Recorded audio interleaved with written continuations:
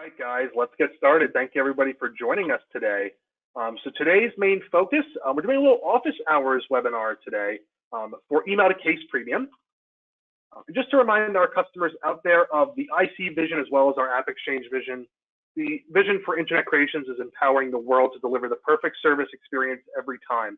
And for our App Exchange products, empowering you awesome admins out there to deliver the perfect service experience for your end users and customers. So just to let you know who is speaking from our side today, I am Joe Reale. I'm one of the product managers here at Internet Creations. I am happily joined by Peter Camille, who is our senior product manager, as well as Howard Yermish, who is our director of the product team. So say hello, fellas. Hello, fellas. Hello, fellas. Awesome. Yeah, this is what happens. This is what we do. All right, and I think Howard pointed it out earlier, but just as a quick reminder to everybody on how to ask questions, in the GoToWebinar control panel, there is a questions box. Feel free to type your questions there as the webinar goes on today. Howard is going to be happily monitoring that queue, Yes, and will interject from time to time with any questions you have. We'll make sure that we address all questions by the end of this webinar. And anything we cannot address, we will make sure that we follow up with those customers individually. So something we like to ask on all of these webinars is, where are you calling in from? Just to remind the folks out there, our headquarters are based out of Hamilton, New Jersey. That's just outside of Trenton. We also have a second office out in Dallas, Texas. Peter, Howard, and myself are all calling in from different spots in New Jersey today from our home offices. So Howard is down in the South Jersey, and Deep Peter South. and I are. Peter is kind of on that border of like Central and North Jersey. I'm on the I'm in Central. There is no such thing as Central Jersey. Yes, there is. It's South. 195, it's like if you can't draw the lines that say this is Central Jersey and this is not Central Jersey, then it's not a thing. It is clearly a line. It is called 195. Above it, you're from North. Below it, you're from South. All right. So where is everyone from? Put in where you're from. Where are you chatting about? Or typing from? We have someone from Philadelphia. Hopefully either or enjoying a soft pretzel or a cheesesteak. And if it's a cheesesteak, it will be either with or without onions and whiz. Raleigh, North Carolina, love that. In Raleigh, North Carolina, I was told by one of my friends from college that you do not say the word pecan, you say pecan, because that's just the appropriate pronunciation. My northern sentiment, when I grew up, I was always told it was pecan. And then my friend Alex, who the very first thing that he said within the first week of going to college, he said, it's called pecans. Don't give me any of that pecan nonsense. So if you want to confirm that for me, that would also be pretty great. No one else is sharing where they're from, so I'm very, very sad about that, because I like it when people share where they're from. It's so we can make snide remarks before we actually get to the good content. Let's move on and get to the good content, because just for the record, Howard, it is pecan.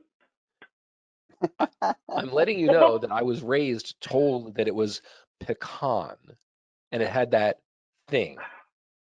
And for those who are listening out there, this is exactly why we invite Howard to these webinars. Well, yeah, there is that. So, and we were told that apparently it is one of our attendees, Wilson, who is currently in Raleigh, was originally from New York, so also has my pecan pronunciation. So, but North Carolina, it's where they grow them. My feeling is if they grow them there and they want to call them pecans, I have to be good with that. Should we move on to actual good content? Because Yes. What goes on top of really delicious pie is not necessarily why people came today. They probably came because they want to learn about this thing with just widespread issues. Joe, what are we talking about today? Yes, so today's main focus is going to be all about our new widespread issues feature inside of Email to Case Premium. So we're going to do a little demonstration and go over the setup experience for that. We're going to talk about some other fun updates that we just released as well. Some small wins, some updates to the new comment page, And then we'll talk, and then we'll kind of wrap things up with just some general considerations and some FAQs. So now let's dive into a demonstration of the new widespread issues feature. Very exciting. Okay, so here we go. I'm going to throw open a little developer org here. And we are looking at just a very simple case in Salesforce. This was created through Email to Case Premium, so there is a comment. Let's go ahead and check to see what that comment says. So, hi, Neat Widgets. Over the last couple of days, I'm encountering a failed to load error when starting up my X25 widget. My Z45 widget is working fine and does not seem to be affected by this problem. Do you know what's causing this? So because I'm an agent in Salesforce, and I think I've seen this same problem before, I'm going to go to our new widespread issues lightning component and see if there's any issues that have already been reported that match what this customer is asking about. So if I go here, I can see a few different widespread issues that are going on. So if things are broken, very, very specific. Error 404, Salesforce is broken. That's an issue, but it doesn't seem to be related to this. Failed to load error on X25 widget, terrific. This widespread issue record here relates to the case that I'm working on. So what I want to do is I want to actually relate this case to this widespread issue record. So let me go ahead and do that. And great, so now my case here is related to this widespread issue record. So right away, as soon as I edit, I can see if any suggestions have been made in regards to a potential solution for this. So we can see here that somebody has suggested that in order to resolve this problem, at least as a temporary fix, we can try downgrading the widget version to version 3.47. And again, that will serve as a potential fix. Now, if I'm helping this customer, I can also upvote or downvote that solution based upon if it has helped me. So if I upvote it, I'll get 10 points up. If I downvote it, because it doesn't work, it'll go negative 10 points. And I can also see from here if there's been any conversation on this widespread issue record. And so that will look at any chatter comments that have been made and let us know, hey, there's some conversation going on here. And you'll have the option to preview that conversation further from this field. So now let's go to the main widespread issue record, because here's where a lot of the fun happens. So from this main widespread issue record, I can easily see how many cases are related to this specific problem.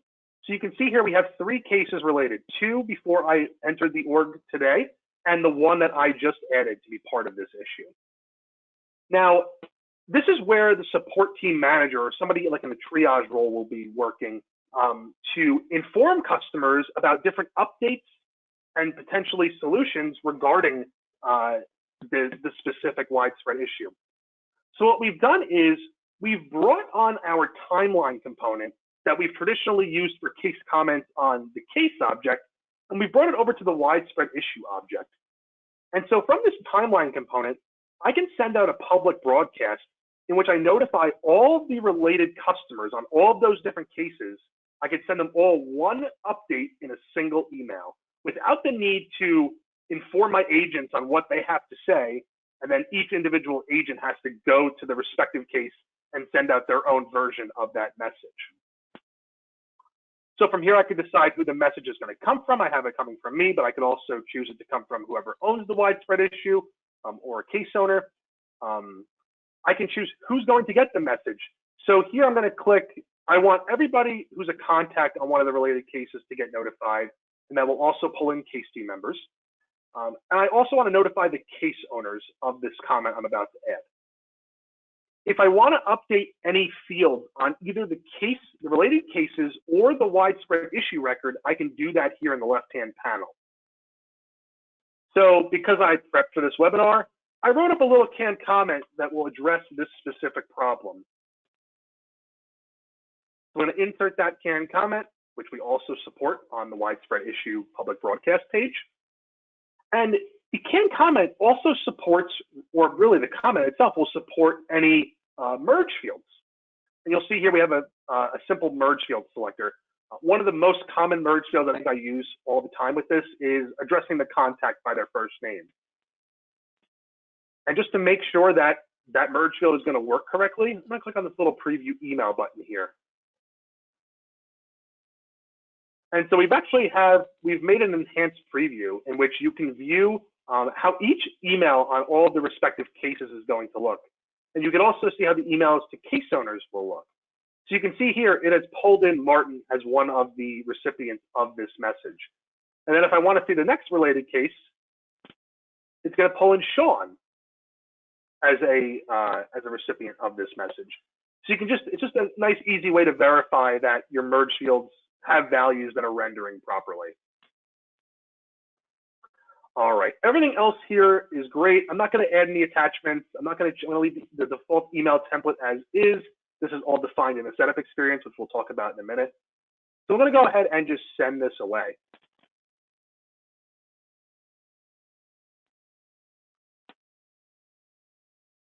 All right, great. So now we have a public broadcast that has been added on this widespread issue record. And then I'm going to go back to one of the related cases. I'm just going to refresh this tab.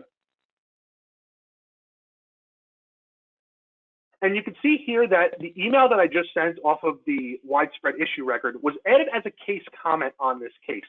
Now, the really nice thing about this is what this allows for is if the customer gets this email and wants to respond, their response will go back onto the original case, not to the widespread issue record. So the widespread issue is basically just for outbound communication to both customers and case owners. So in short, widespread issues really solves for two main things. The first thing it solves for is providing a mechanism to group all of the related cases together that are affected by this same problem. And the really awesome thing that it solves for, something that we've been wanting this to solve for a while, is having a way to broadcast communication out to multiple customers on multiple different cases, all in one single shot, which is just what we just did. And to bring this point home, previously what you would have to do is create a canned comment, say manually outside of email to case premium or even outside of Service Cloud, say to your team, any customer that's having this issue, we've given you a canned comment. Go individually and update all of your cases. Or Right. you would have to broadcast a message through your marketing team and not have the flexibility to know whether or not they had an existing case or not. Now, we don't see this as a replacement for marketing automation.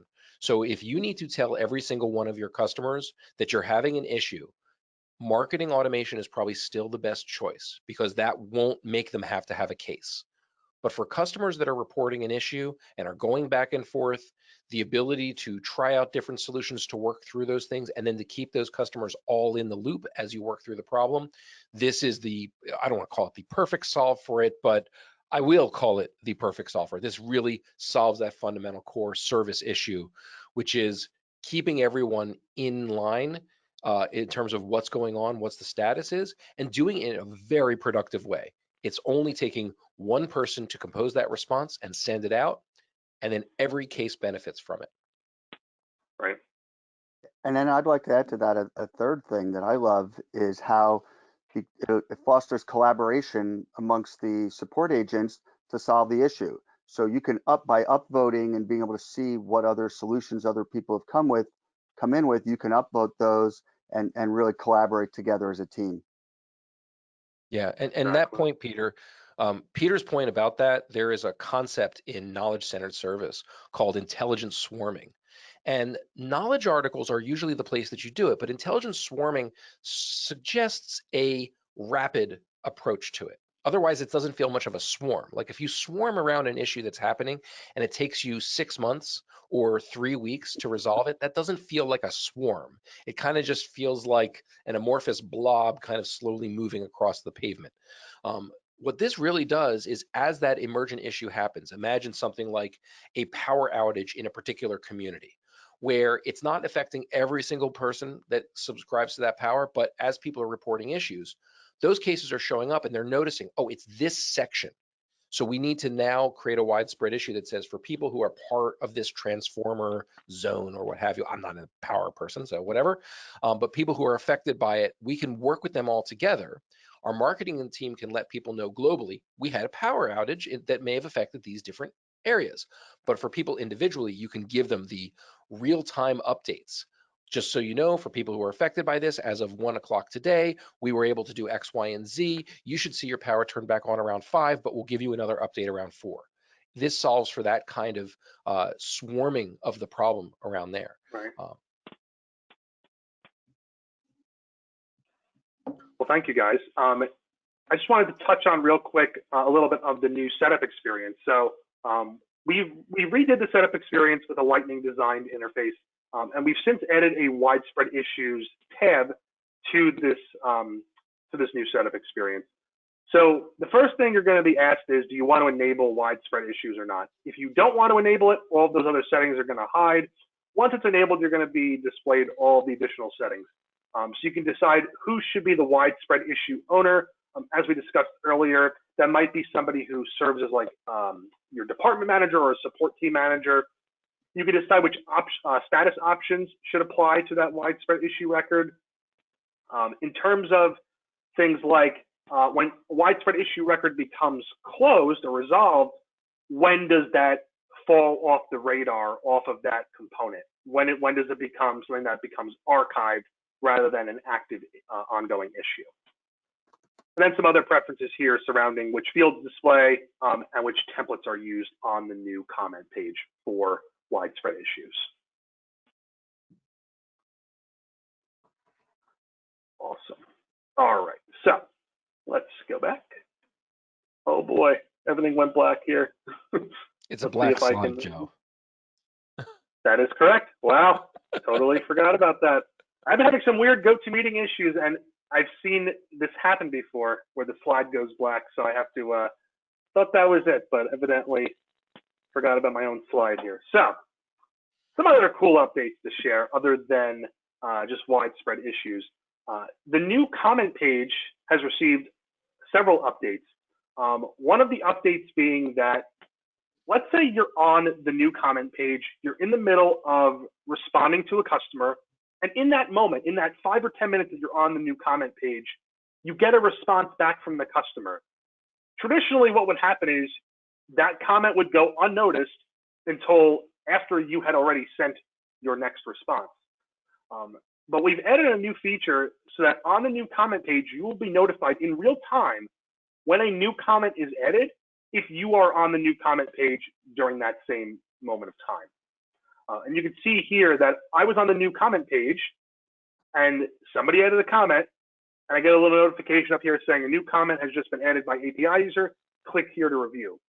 Once you actually click that, that message, the page will automatically scroll you down to that latest comment and flash it for you so you know exactly what to review before you fully complete your next response.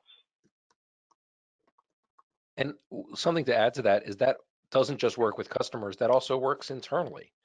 So, you know, we have certain situations where sometimes Joe will be working with a customer or someone on our support team is working with a customer, and I might come in and take a look at the case.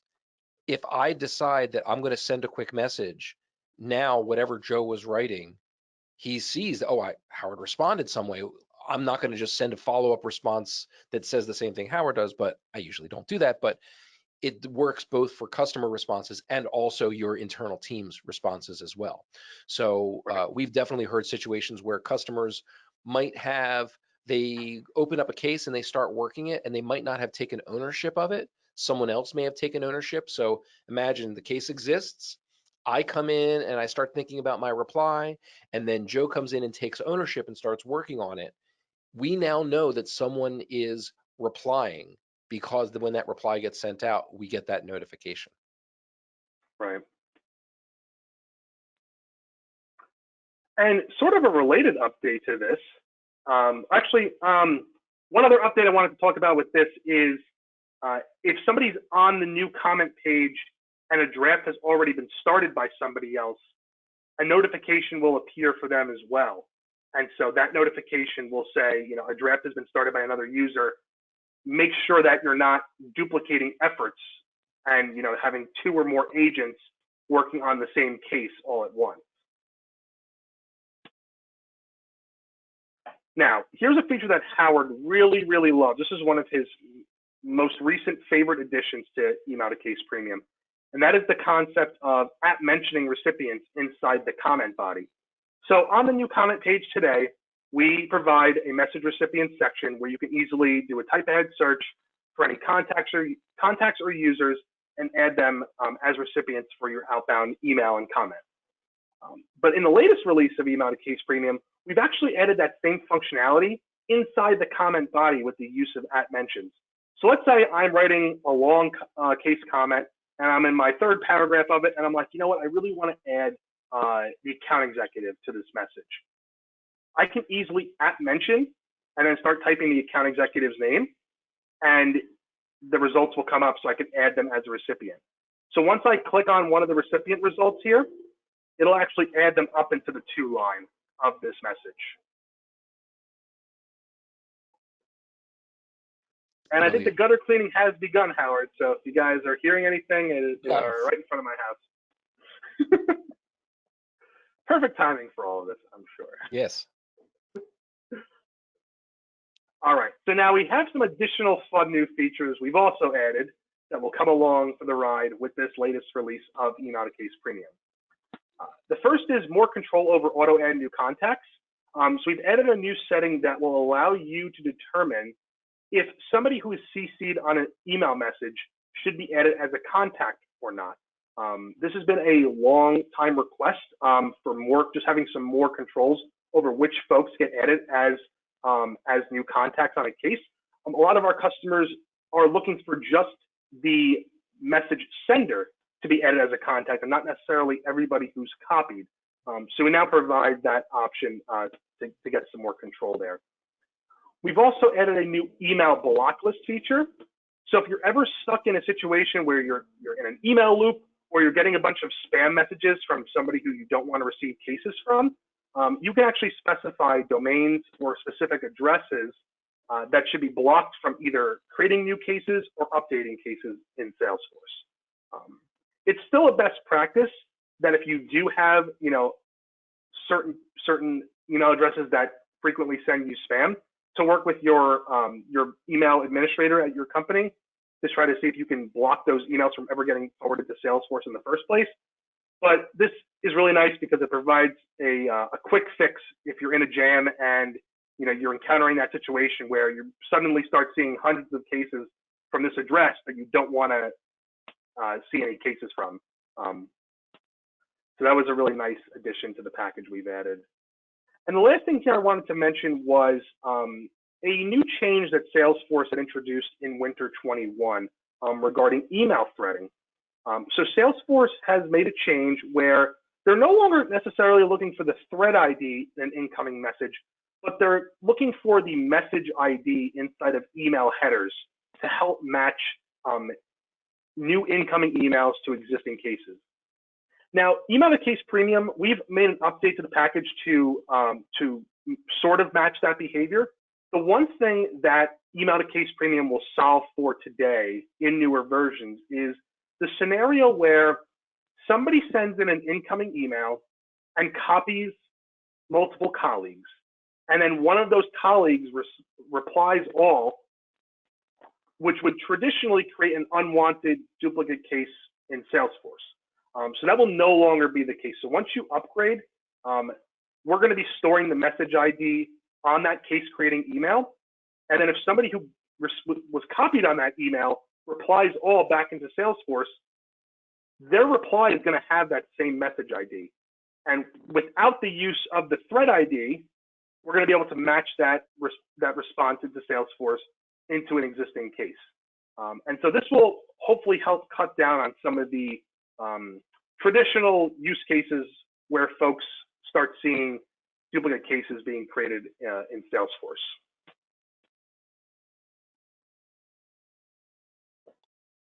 Yeah, all good. So some additional considerations, you will need to install version 6.43 or newer.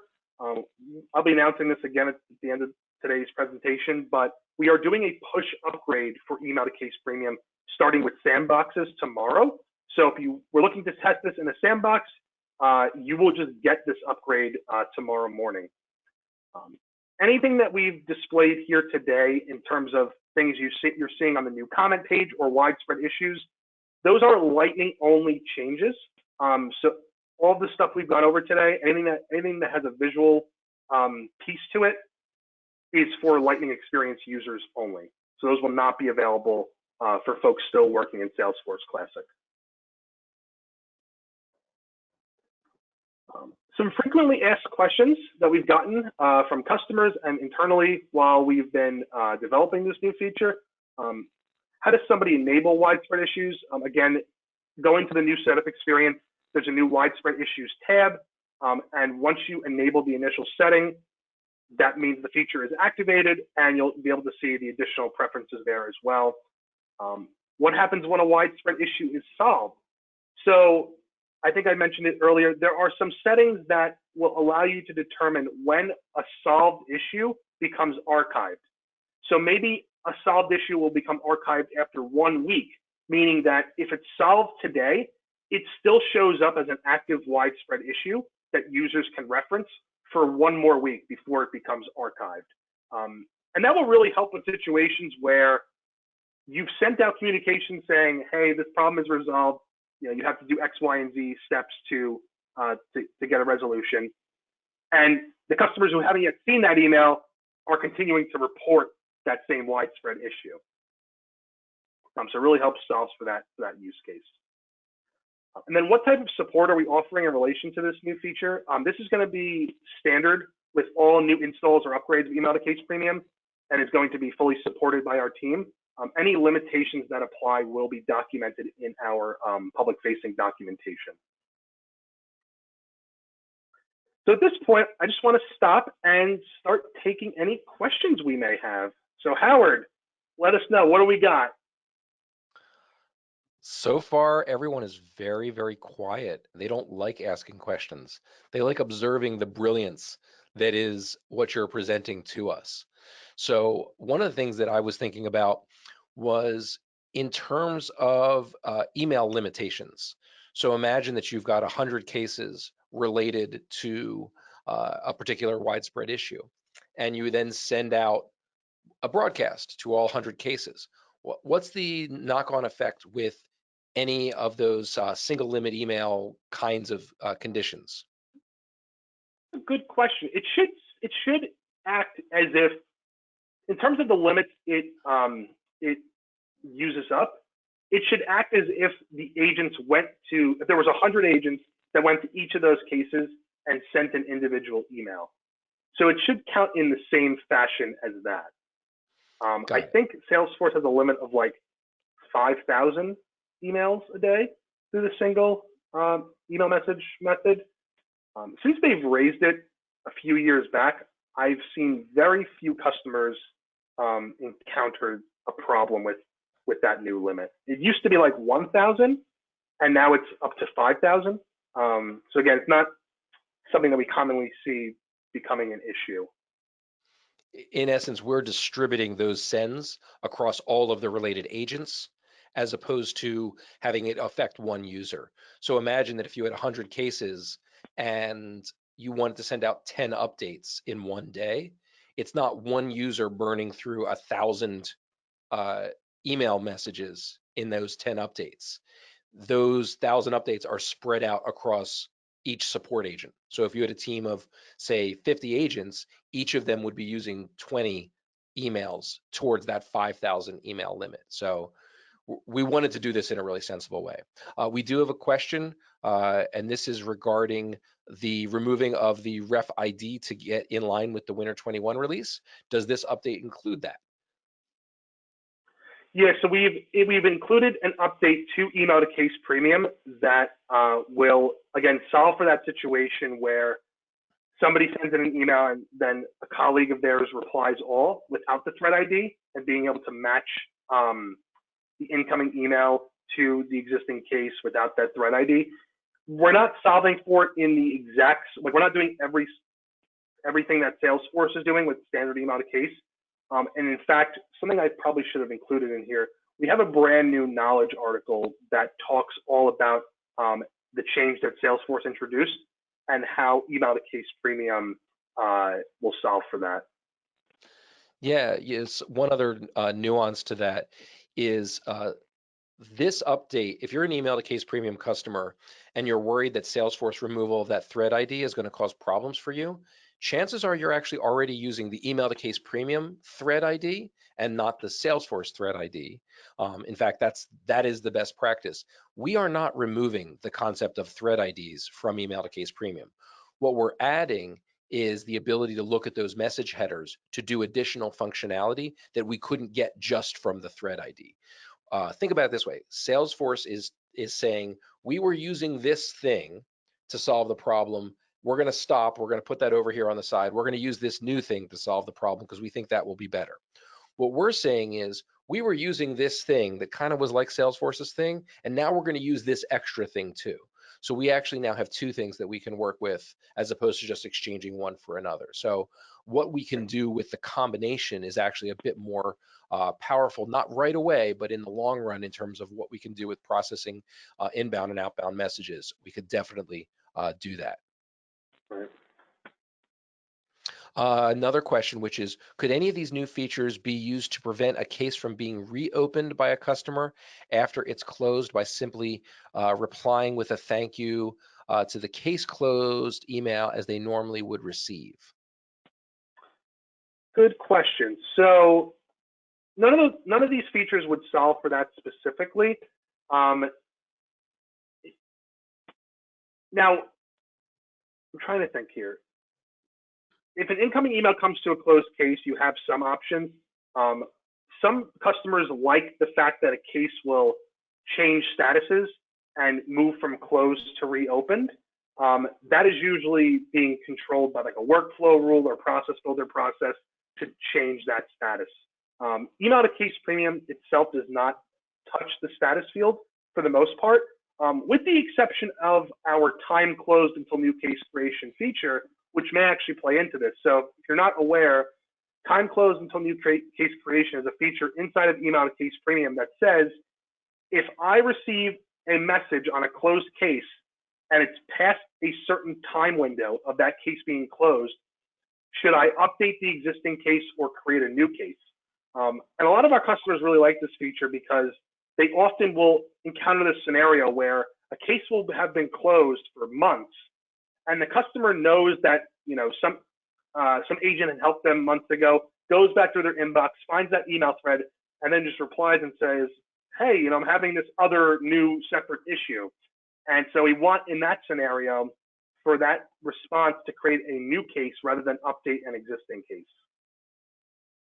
Right.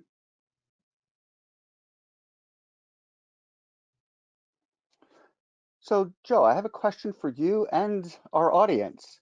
Sure. When you were going through the list of frequently asked questions and you talked about how even though after a case is saved, it doesn't archive the widespread issue for another week, I was Right. wondering, have you given any thought to the idea of automatically identifying a question or a case as a widespread issue and then just giving an automatic response since we already have the resolution?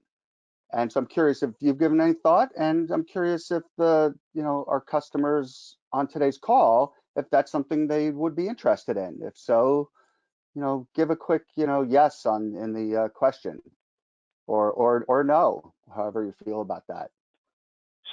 So Peter, if I'm understanding you correctly, what you're looking for is basically similar to what we do with like duplicate detection in case merge, like kind of telling you that, hey, yeah. you're from this area, so I know that your power went out, and so if I see in the subject line power out or in the description power out, I can now make a connection and assign that to to that widespread issue and automate the sending of a response, or configure it so maybe to prompt the agent to just automatically send that, depending on how automated you want it to be or how much interaction and you want the agent to be able to override that.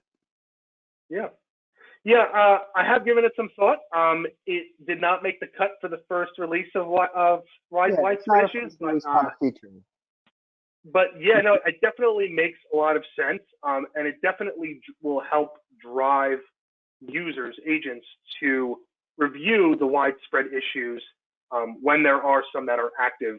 And as you mentioned, it could be based on something like the subject line. So if the subject of the widespread issue matches, to a certain extent, the subject of the case, and it's within a certain time frame, kind of nudge the agent to say, hey, go look at this case, or go look at this widespread issue. There's a chance it may be related to what you're about to respond to. Yeah. Cool. We have another question. This one's related to email attachments, not email, the email messages that we send. Is there a possibility we can see that a recipient opened the email notification within the case?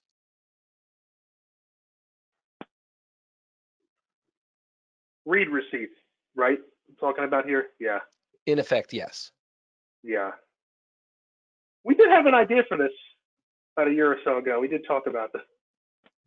I think one of our concerns, though, Howard, was that they were not always very reliable. And we didn't, at that point in time when we were discussing it, we didn't want to include it because of the reliability of that functionality. Yeah, I definitely remember those conversations. One of our general takes with anything that we do in email to case premium is if it's not bomb proof, it's probably going to be, it's like too iffy of a feature. So read receipts are definitely something where it's a decent signifier that a customer has read the message or not. There's situations where the automatic previews of things like Gmail and Outlook will often give you a sense that a person has actually read a message when they haven't actually seen it. So we take some of those things into consideration. I mean, I could definitely see, us reflecting the other fields related to the email inside of the timeline, such that if we send a message, we could add some kind of signifier that says, it looks like a customer has opened this. So the ability to reflect another field with that email message would kind of be a solve for it in the timeline. But that whether it's a read receipt or some of the different marketing programs that do sort of the hidden pixel to determine whether or not a message was read, some of those things we would have to be able to account for all of the ways that you want to do it in a way such that nobody gets information that they believe to be true that is in effect bad information. So I actually really like the concept of reflecting fields from the email record inside the timeline, because there are some good ones. There are some ones that we could be like, yeah, that seems to make sense. And it's also something where if you're using a third-party email message service like a SendGrid or something like that, where you might want to have something like some of those services that the time that you send it from Salesforce is different than the time that it sends from something like SendGrid. There's often a queuing kind of scenario that way. You might want data that is, yes, I replied to the customer, but because I have this high volume situation and I can't use Salesforce's email limits, I have to send externally. These are other reasons why we'd want to reflect certain status fields or other field values from the email objects inside the timeline. We would probably look to do it that way, and read receipt would be just a field that you could reflect on there. So I hope that's a very complicated answer to your extremely simple question, but yet gives you some relevance as to how we would approach this. And that, of course, is a forward-looking statement.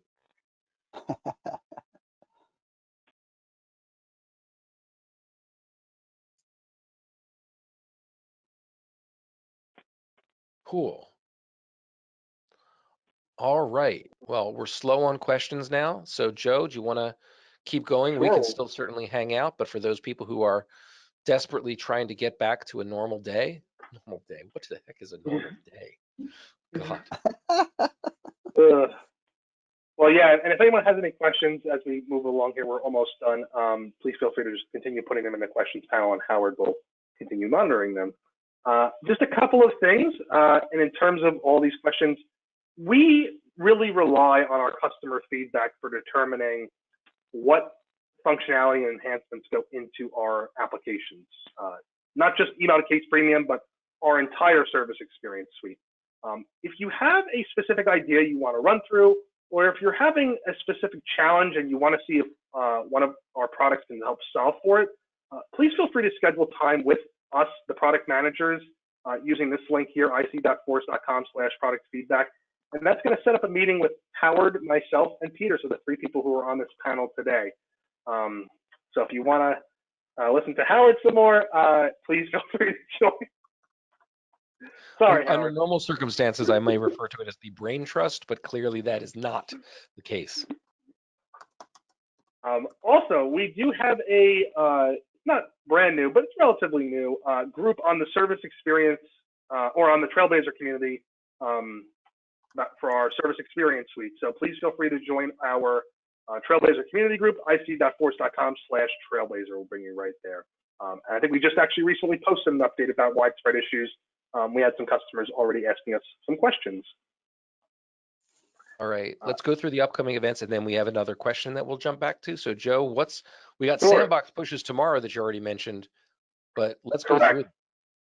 through. Yeah, so just 3 quick events here. Sandbox push upgrades for email to case premium coming tomorrow. We have an office hours webinar for case merge premium scheduled for the 17th of this month. An email should be going out to our customers regarding that shortly. And then production push upgrade for email to case premium January 7th. So right after the new year, everyone will be getting a fresh new version of email to case premium inside their production orgs. And that is all I have. So thank you all for joining, but we will continue to take some questions. Howard, keep going with those questions. So the question came in was, are we planning to allow screen sharing options in the near future? This is an interesting question. The screen sharing, there's a couple ways that I would attack this. One thing that we are definitely thinking about including as part of the new comment page, we are thinking about the ability to record a screen capture or a short video. These are things that we've heard that request.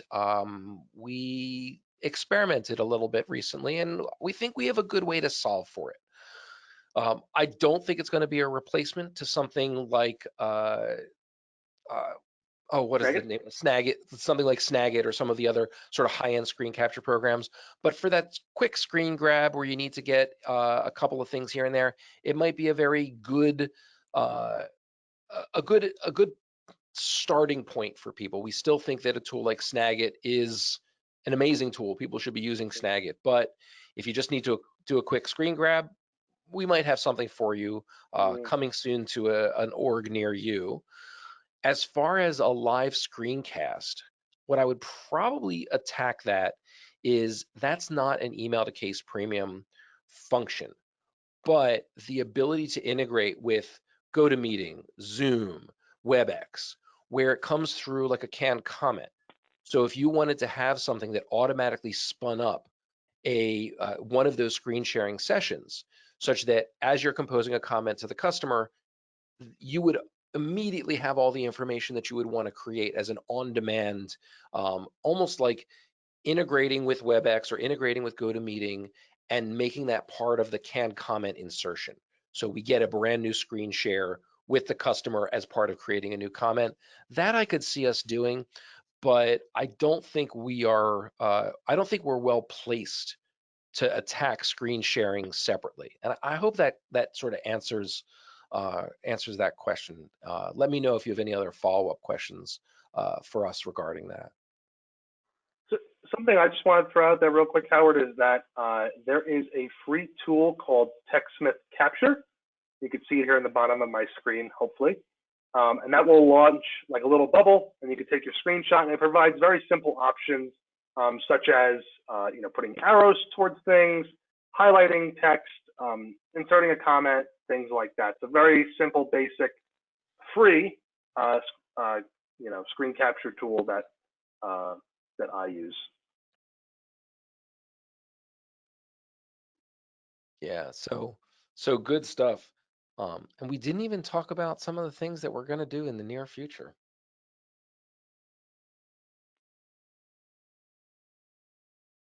I smile.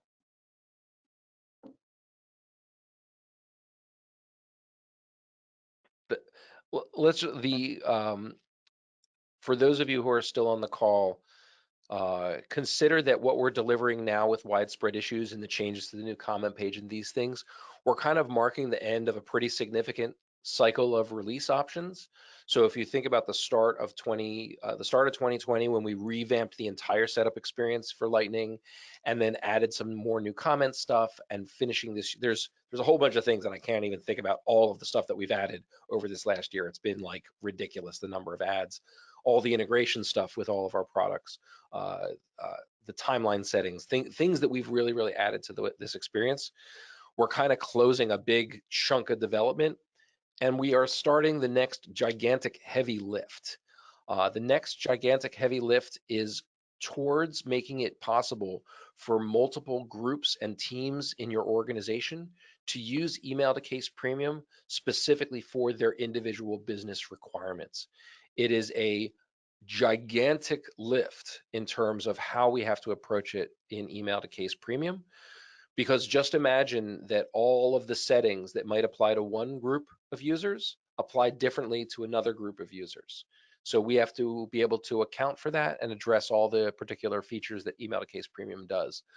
We think that lift is going to be worth it. It is one of the things that our customers of ours that have been with us for years will often say, I feel like I'm only using like 50 or 60% of the product because I can't make one team of mine use this feature differently than another team of mine. Yeah. And we think that we think it's time that we solve that problem. It's a very difficult problem to solve. I think a big ask that we've gotten over the years, Howard, is folks wanting to use different field sets on the new comment page based upon who they're helping. And this is even something that would benefit us internally, where we have an IT team, a professional services team, an app support team, all responding to customers using the new comment page, but needing to update different key fields. And rather than having 15 fields on one page to accommodate everybody, having 5 fields on 3 different pages to accommodate each team individually. Exactly. That's the perfect use case. So yeah, we're building it for ourselves. I mean, we're building it for our customers, but we know that we're not a giant organization, and we have multiple teams that use cases in Salesforce, and each team has different needs. Look, our marketing team uses cases in Salesforce to manage their own internal work, and they use the new comment page to send updates internally. So it's the kind of thing where the fields they want to update on case have nothing to do with the fields that our support team wants to, or our professional services team works through projects and those kind of project cases. So it's all good stuff, all good uses of Email to Case Premium in the best possible way.